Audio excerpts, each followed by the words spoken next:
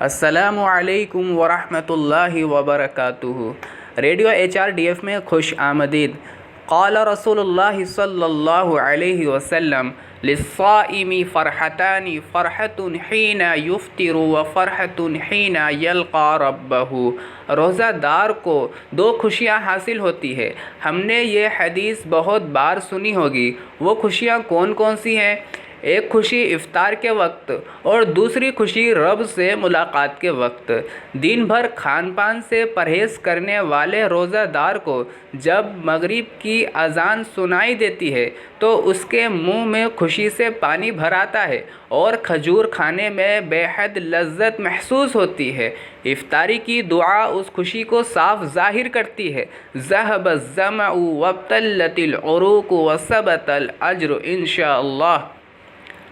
پیاس ختم ہو گئی، رگیں تر ہو گئی اور اگر اللہ نے چاہا تو اجر و ثواب بھی مل گیا۔ حال ہی میں کچھ ایسی تصاویر بھی دیکھنے کو ملی ہیں کہ کچھ غریب مسلمانوں کے پاس افطاری اور سحری کا انتظام بھی نہیں ہے۔ کچی زمین پر چھوٹی چھوٹی پیالیوں میں مختصر سا کھانا لے کر بچے اور ضعیف افطاری کا انتظار کر رہے ہیں۔ یہ تصویر دیکھ کر بہت دکھ ہوا۔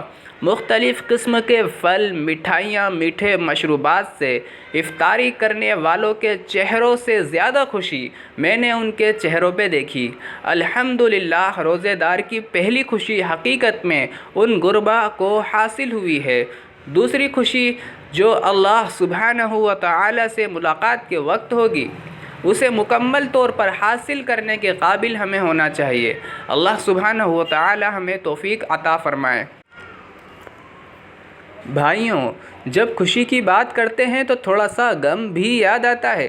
ہمارے پیارے بھائی پورے ہندوستان کی جیلوں میں قید ہیں۔ ہمارے پیارے بھائیوں پر دہشت گردی کا جھوٹا الزام لگا کر حکومت نے انہیں جیلوں میں ڈال رکھا ہے۔ حقیقت میں وہ ہماری خاطر جیلوں میں بند ہیں۔ لہٰذا افطاری کے وقت، نمازوں کے بعد اور تہجد میں اپنے بھائیوں کے لیے دل سے دعا کریں۔